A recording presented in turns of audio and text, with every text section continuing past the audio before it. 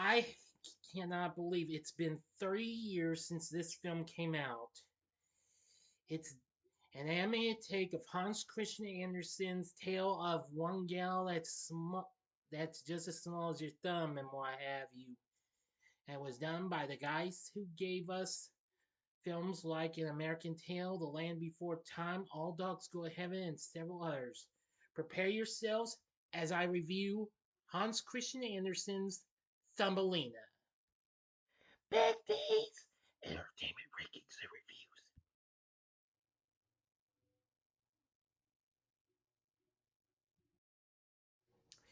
So, greetings, my fellow YouTubers, and welcome to Big D's Entertainment Rankings and Reviews. My name is Dual, better known to you as the Big D, and this time around I bring to you a review of the 1994 independent animated musical fantasy flick, Thumbelina, or as known as Hans Christian Andersen's Thumbelina, originally released by Warner Brothers, directed by Don Bluth and Gary Goldman, based on the story of the same name, starring the voice Jodi Benson as the title character, along with Gary Imhoff and John Hurt, with supporting roles from Gino Conforti, Charo, Gilbert Gottfried, Carol Chang, and Joe Lynch. I know I'm just a couple, well, not a couple, but a month and a half late for its anniversary. Its anniversary was March 30th, 1994. This was produced by Don Bluth Ireland Limited and originally released by Warner Bros. Under their family entertainment imprint. Anyway, now this film kind of was a big disappointment at the box office. It wasn't as big as any of the other films. I mean, not even. I mean, now they this would be the next thing that Bluth and Goldman would give us after Rockadoodle, which also kind of didn't do too well. But anyway, this film got dissed and mixed.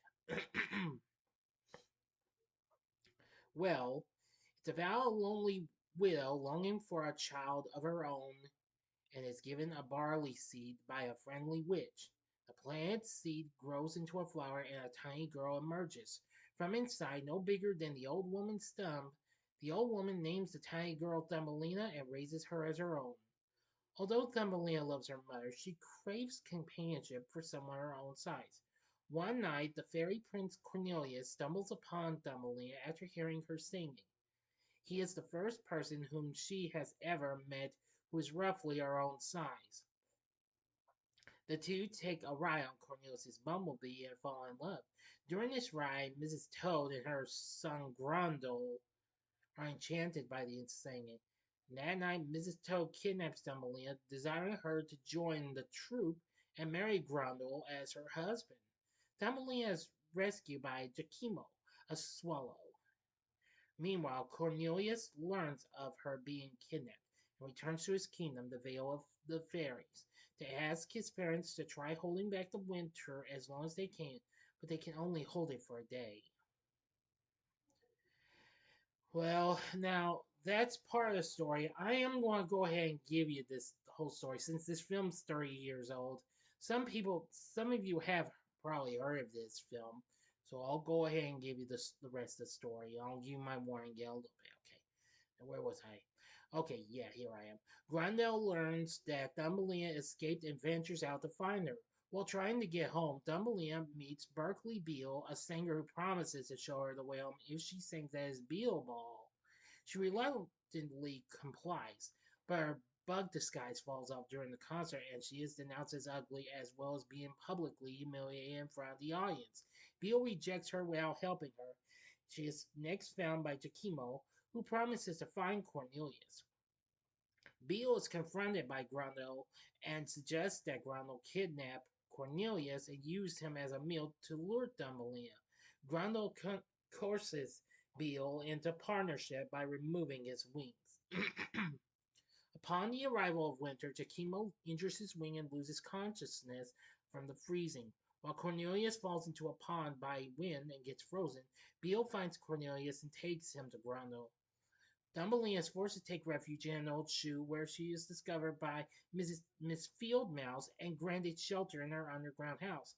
After relaying Cornelius' fate to her, Miss Field Mouse introduces her to our neighbor Mr. Mole, who becomes infatuated with her and desires to marry her.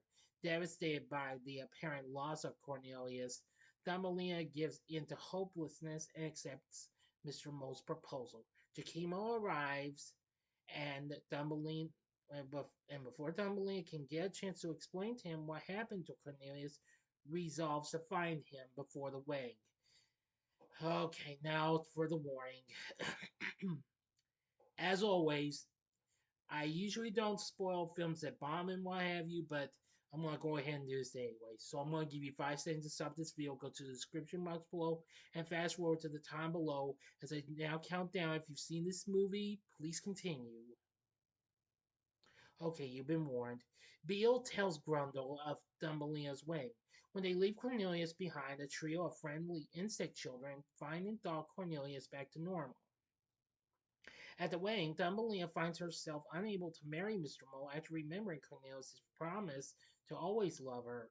Grundle and Beale arrive to stop them, and a chase scene ensues. Cornelius also arrives and engages Grundle in a fight, which culminates with the two falling into a hole. Thumbelina escapes on a pile of Mr. Mole's treasure, causing it to fall at Mr. Mole and the wedding guests. Jakimo finds the veil of the fairies and takes Thumbelina there. She and Cornelius reunite, and she magically grows her own pair of wings upon accepting his proposal and kissing him. With her mother and the fairy court in attendance, the two marry and depart on Cornelius's bumblebee. And that's the end of the story, but during the credits, images reveal that Beale's wings regrew and he resumed his pop career. Grundle has survived the fall with a broken leg and finally married a female toad to his mom's delight. And Mr. Mole married Miss Fieldmouse. End of story. So, what did I think of Thumbelina? Well, while I've only seen this a few times, this is sort of a semi-guilty pleasure and what have you. I know this film didn't do so well. Upon its release, the film bombed at the box office with 17 million worldwide against its $28 million budget.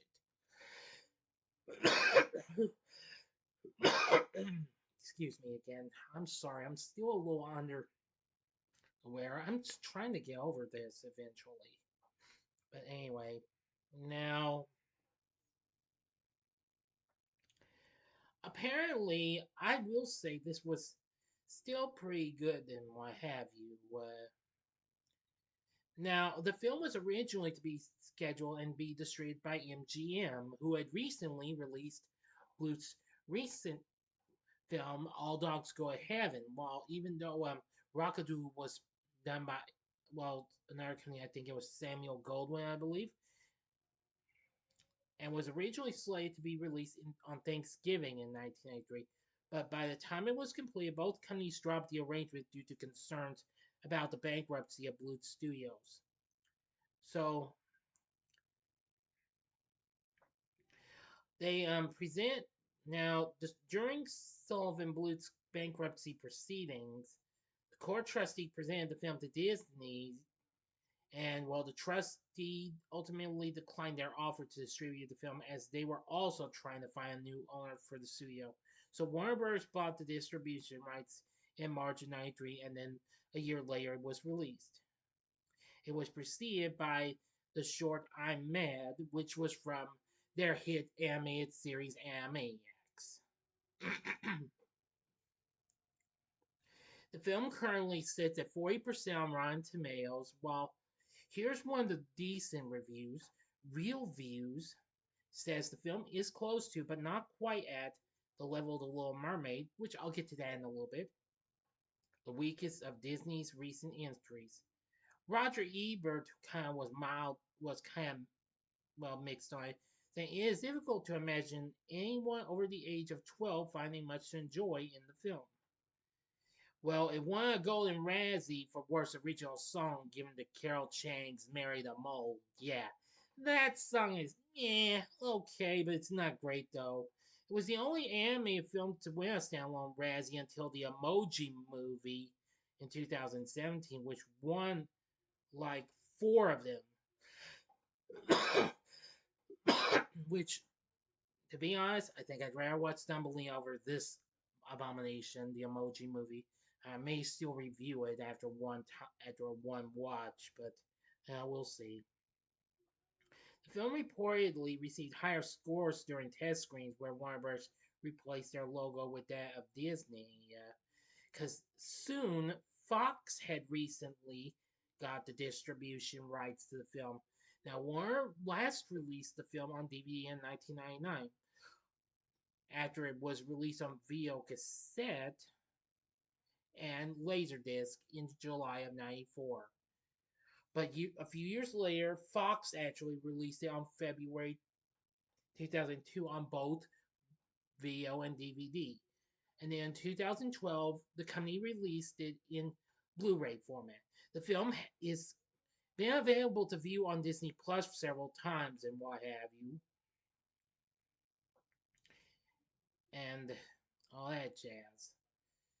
Anyway, now I will say I appreciate what Bluth and Goldman had to do with their directing and what have you. And I'm just gonna say they did fine, what have you.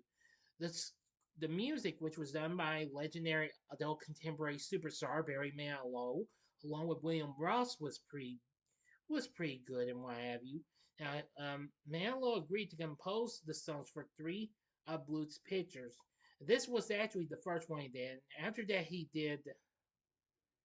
uh, did the one for the Pebble and the Penguin. The third was a retelling of Rapunzel, which Manilow would also have a voice role, but the film was canceled, unfortunately. The film's soundtrack was released for a limited time and has gone out of print. Nevertheless, I found the music's not too bad, except as I've said already, Mary the Mole is kind of the weakest and what have you. But I will say some of the other songs are decent and what have you.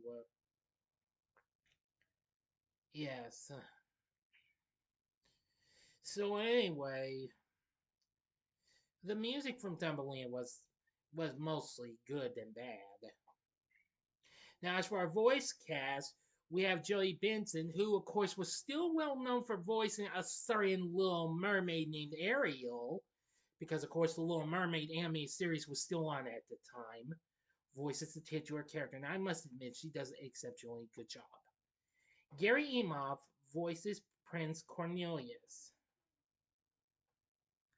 Now, of course, later that same year, he would voice Harry Osborn on Spider-Man the Animated Series. Which that was really something. He's appeared in several other films. The only one I'm familiar with that he did appear in was The Green Mile, which I'll talk about that at some other time. But he's been on several other TV shows as well. Voicing Grundle Toad is Joe Lynch. Yeah, who was fine. Gino Conforti voices Yakimo, and I gotta say he was pretty good. He was well known for playing Felipe Gomez on Three's Company.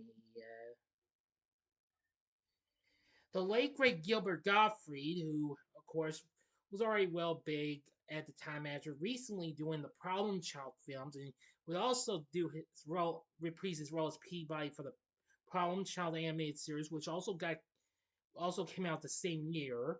Voices Berkeley Beale. Yeah, he does a good job. Carol Channing, who recently lent her voice to several cartoons like Chippendale Rescue Rangers and the Addams Family cartoon for Hanna-Barbera, voices Ms. Fieldmouse. Of course, Channing was also well known for appearing on numerous TV shows and what have you.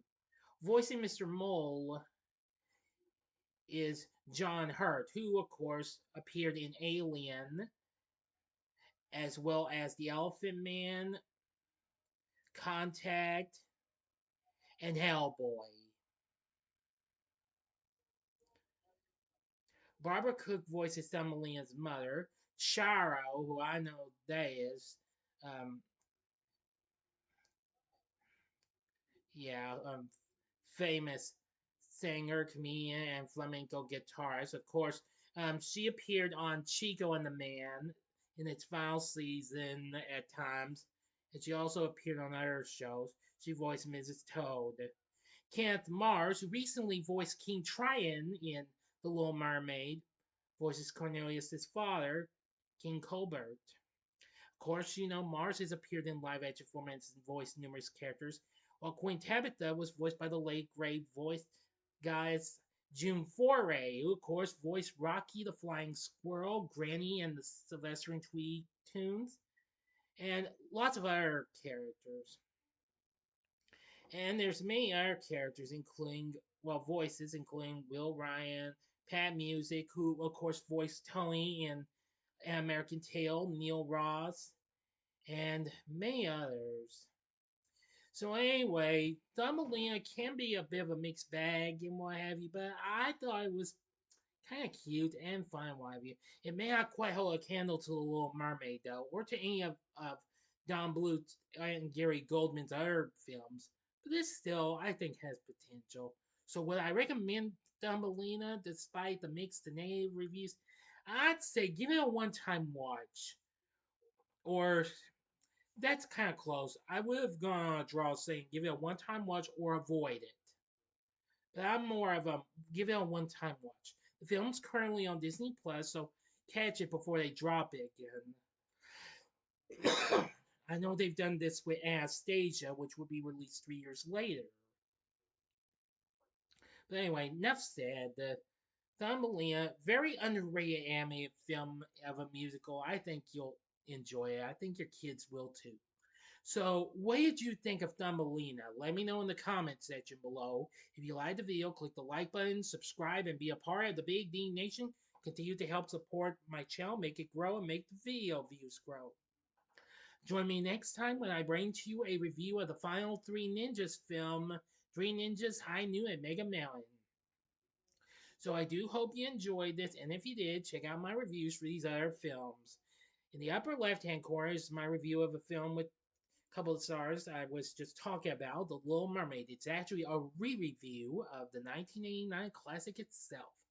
Or if you'd like, go to the upper right-hand corner and see my review of one of my favorite Don Bluth masterpieces, and that's An American Tail from 1986. Or go to the bottom left-hand corner and see my review of All Dogs Go to Heaven from 1989. And the bottom right-hand corner is the button you can click to subscribe if you like rankings and reviews on movies, TV, music, video games, etc. Then I'm your guy. Thanks for watching. Until next time, I'm the Big D saying, see ya.